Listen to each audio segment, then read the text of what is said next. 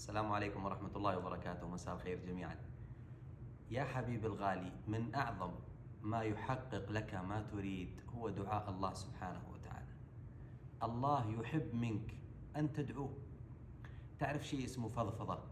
يعني حنا ياما وياما فضفضنا على لأخويانا، لأقربائنا، نطلب منهم الحل، نطلب منهم المساعدة، لعلهم يفتحون لنا باب أمل أو فرجة. الله سبحانه وتعالى يريد منك أن تفضفض له.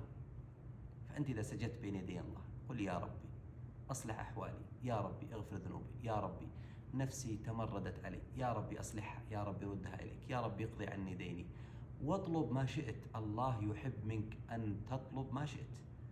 لهذا في الحديث القدسي يقول سبحانه وتعالى: يا عبادي كلكم ضال إلا من هديت فاستهدوني أهدكم. يا عبادي كلكم جائع إلا من أطعمت فاستطعموني أطعمكم. يا عبادي كلكم عار إلا من كسوت فاستكسوني أكسكم.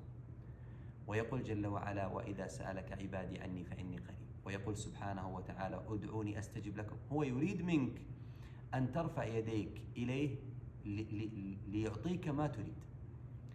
فالله يا إخوة بالدعاء، لا تفضفض للناس كثيرا، فضفض لربك سبحانه وتعالى. اشكو همومك، مشاكلك، ذنوبك لله سبحانه وتعالى.